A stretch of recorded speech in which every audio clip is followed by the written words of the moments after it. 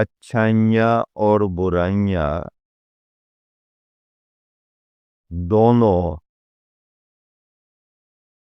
मनुष्य के अंदर होती हैं, हर प्राणी के अंदर होती हैं। बुराइयाँ सहज ही आती हैं, अच्छाइयों को पाने में समय लगता है। जैसे कोई चढ़ाई चढ़नी हो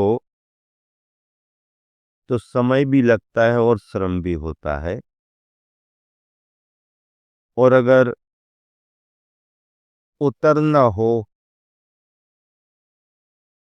और हिंदी भाषा में, शुद्ध हिंदी भाषा में कहें लुढ़कना हो, तो उसमें समय नहीं लगता। चढ़ने में श्रम और समझदारी होती है,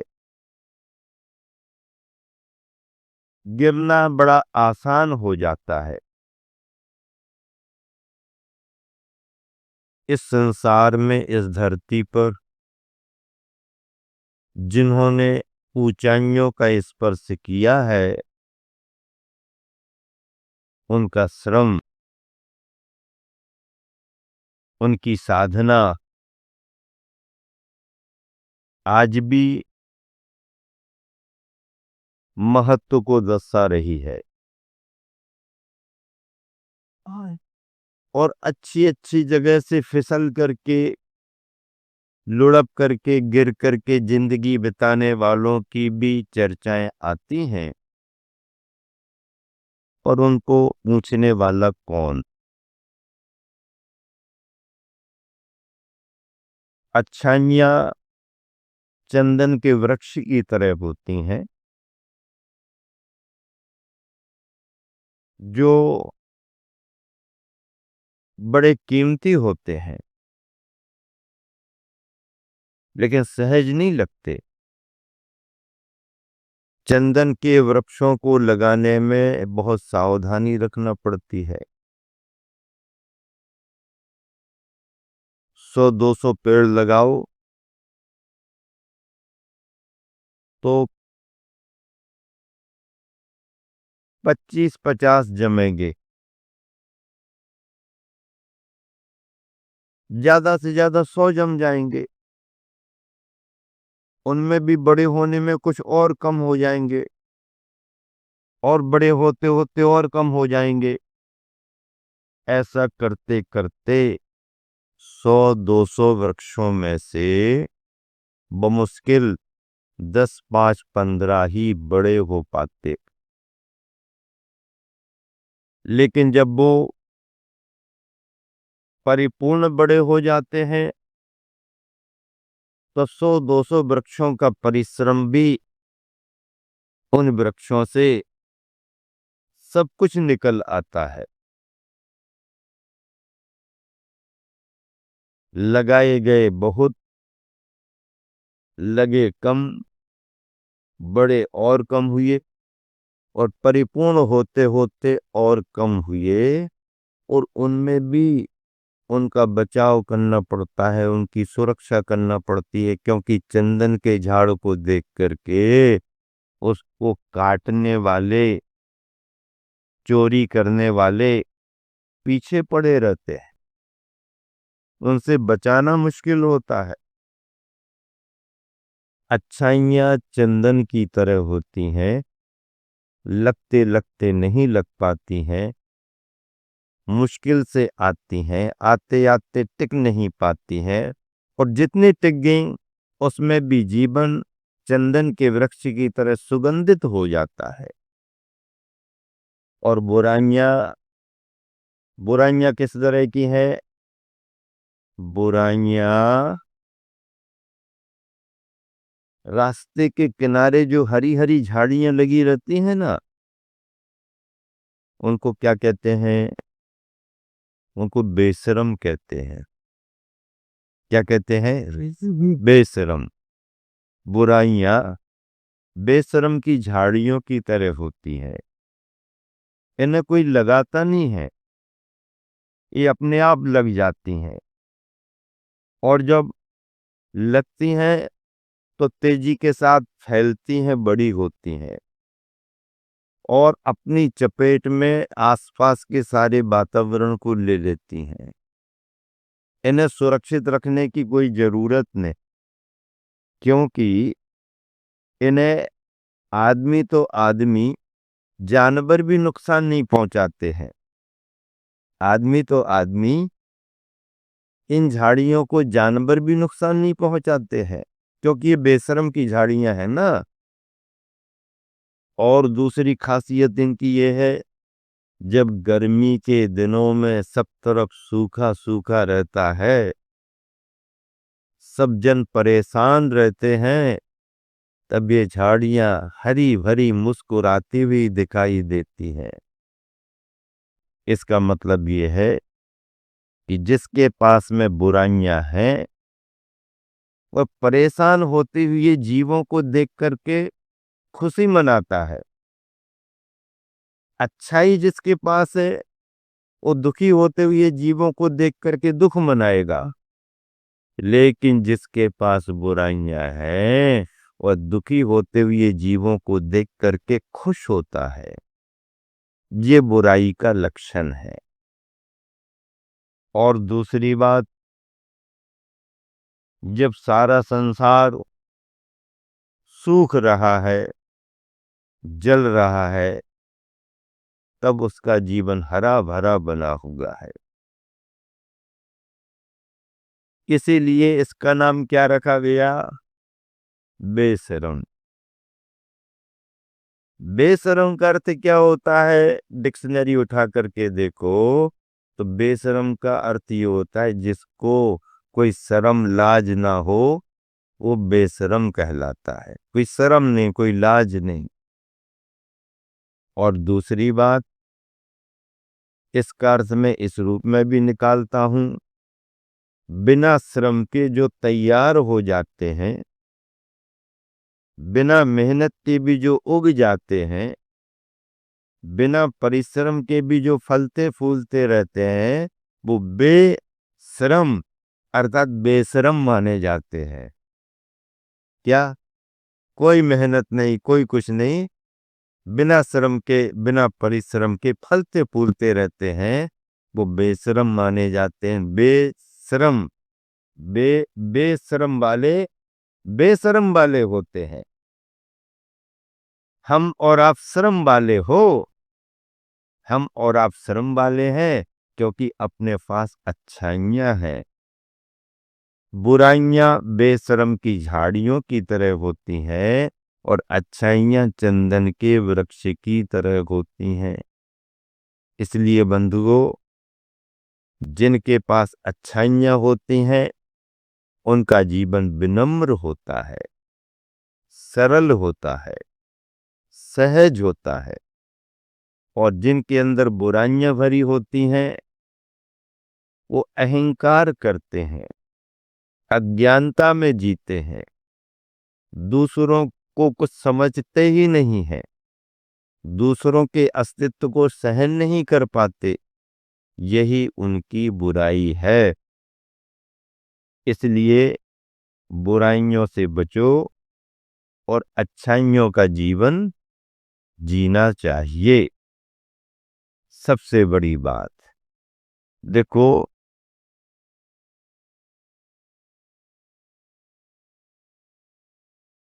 ज्ञान का घमंड तो कोई भी करने लगता है। क्या? ज्ञान का घमंड किसी को भी हो जाता है, लेकिन अपने घमंड का ज्ञान हर किसी को नहीं हो पाता। क्या कहा? ज्ञान का घमंड तो हर किसी को हो जाता है। मैं इतना बड़ा हूँ, इतना बड़ा ज्ञानी हूँ, इतने शास्त्र पढ़ दिए, जानता हूँ, वो जानता हूँ, ऐसा है वैसा है। तो ज्ञान का घमंड तो किसी को भी हो जाता है, लेकिन अपने घमंड का ज्ञान सभी को नहीं हो पाता है। क्या करना चाहते हो? ज्ञान का घमंड करना है या अपने घमंड का ज्ञान करना है? एक बार अगर आपको घमंड यानी अपने अहंकार का बोध हो गया, ज्ञान हो गया, तो उसी समय तुम्हारे अंदर सम्यक ज्ञान आ जाएगा, सम्यक ज्ञान आ जाएगा। जो व्यक्ति गुणी होता है वो विनम्र होता है। क्या कहा? जो व्यक्ति गुणी होता है वो विनम्र होता है। गुणहीन पुरुष ही अहंकारी होते हैं। बड़े बड़े अधिकारियों को देखो, बड़े बड़े व्यक्तियों को देखो, बड़े बड़े दानदातारों को देखो, कितनी विनम्रता उनके अंदर रहती है। इतना सब करने के बाद भी जरा सा उनको अहंकार नहीं। और छोटे छोटे लोग जरा जरा सी बात में इतना अहंकार, इतना घमंड, मेरे से बढ़कर फिर कोई है ही नहीं। बंधुओं, अपने ज्ञान का घमंड मत करो, अपने घमंड का ज्ञान अवश्य ही करो और उससे बचो। देखो, सुविचार बहुत अच्छे अच्छे मिलते हैं और वो सुविचार भी बड़ी प्रेरणा देते हैं। एक सुविचार के लिए देखिए, ताकतवर होकर भी झुक जाना श्रेष्ठ गुण है। क्या कहा? ताकतवर होकर भी झुक जाना श्रेष्ठ गुण है। ताकतवर और झुक जाए, बहुत बड़ी बात है। कैसे झुकेगा वो? लेकिन ताकतवर होकर भी झुक जाना श्रेष्ठ गुण है। और श्रेष्ठ होकर भी साधारण रहना सर्वश्रेष्ठ गुण है। श्रेष्ठ होकर भी साधारण रहना सर्वश्रेष्ठ गुण है। एक को श्रेष्ठ गुण कहा और एक को सर्वश्रेष्ठ गुण कहा। श्रेष्ठ गुण क्या है? ताकतवर होकर भी झुक जाना, प्रतिकार कर सकते हैं। किसी ने कुछ कहा तो उसका जवाब दे सकते हैं। किसी ने कुछ बिगाड़ किया तो उसका बदला ले सकते हैं। क्षमता है, ताकत है। लेकिन ताकतवर होकर भी झुक जाना श्रेष्ठ गुण माना गया है, श्रेष्ठ गुण है। और श्रेष्ठ होकर भी साधारण जीवन जीना सर्वश्रेष्ठ गुण है। देखो, विनय जो की जाती है, विनय कमजोरी नहीं मानी जाती है। विनय जो की जाती है उसे कमजोरी नहीं मानो। विनय कमजोरी का प्रतीक नहीं है। विनय तो गुणों की विशेषता है। हाँ, व्यक्ति झुकाने पर भी नहीं झुकता, दबाने पर भी नहीं दबता, लेकिन कोई झुकाए भी नहीं, कोई दबाए भी नहीं। और सामने वाले के महत्व को समझ करके, उनके गुणों को महत्व देते हुए, उनके सामने विनम्र होना, उनके सामने झुकना, उनके लिए नमन करना, ये बहुत बड़ा गुण माना गया है। इसलिए विनयशील को कमजोर नहीं मानना। विनयशील विनम्र है, गुणों से भरा हुआ है। जिन वृक्षों में फल लगे होते हैं उनकी डालियां ही झुकती हैं। या जिन वृक्षों में फल लगे होते हैं उनकी डालियां झुकती हैं, और जिनमें फल लगे ही नहीं है उनकी डालियों के झुकने की कोई बात ही नहीं है। जिसमें गुण है, ऐसे गुणी जन ही अपने से बड़ों के प्रति विनम्र होते हैं। उनका विनम्र होना उनकी कमजोरी नहीं, बल्कि उनकी महानता मानी गई है, महानता मानी गई। ताकतवर होकर भी झुक जाना, क्या बात है। कौन किसके सामने झुकता है? तलवार तुम्हारे पास है, फिर भी उसे ना उठाओ। देखो, अर्थशास्त्र कहता है, क्या कहता है, कि ज्यादा पैसा कमाने से कोई व्यक्ति अमीर नहीं होता और कम पैसा कमाने से कोई व्यक्ति गरीब नहीं होता।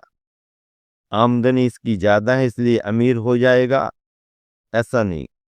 ये व्यक्ति पैसा ज्यादा नहीं कमा पा रहा है, कम कमा पा रहा है इसलिए दरिद्र ही बना रहेगा, ऐसा नहीं।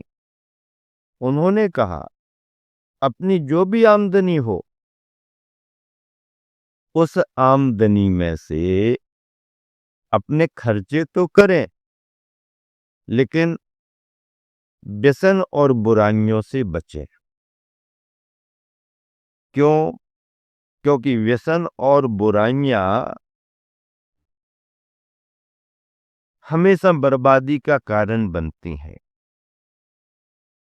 अरबपति खरबपति व्यक्ति भी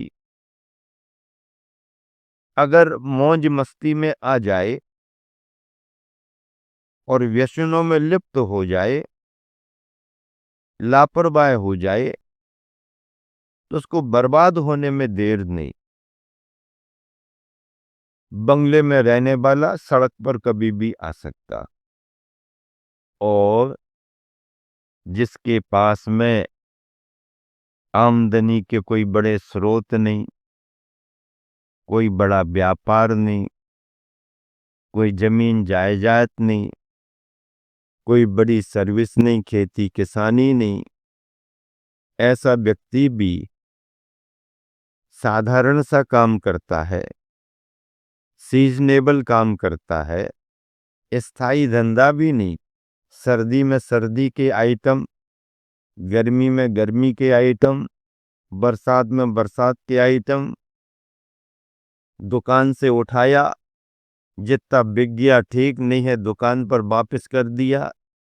ऐसा रोज का कमाने खाने वाला व्यक्ति भी अगर उसमें से कुछ कटौती करता जाता है, खर्चे कम करता जाता है, आवश्यकता की पूर्ति होते हुए भी कुछ पैसे बचाता जाता और व्यसन बुराइयों से बचता है, तो धीरे धीरे धीरे धीरे समय लगेगा, पर धीरे धीरे उसकी संपन्नता दिखने लगती है। धीरे धीरे संपन्नता। क्यों? क्योंकि ये जरूरी नहीं है कि कितना कमाता है, जरूरी ये है कि जो भी कमाता है अपव्यय नहीं करता है, शान शौकत में खर्च नहीं करता है और व्यसन बुराइयों से बचता है और कुछ बचाता जाता, तो धीरे धीरे उसकी संपन्नता दिखने लगती। और अमीर आदमी भी व्यसन बुराइयों में लग गया तो उसका सर्वनाश हो जाता है। इसलिए आमदनी ज्यादा हो या ना हो चिंता नहीं करना, जो भी कमाते हो थोड़ा थोड़ा बचाओ और व्यसन बुराइयों से बचो, यही हमारा संदेश है।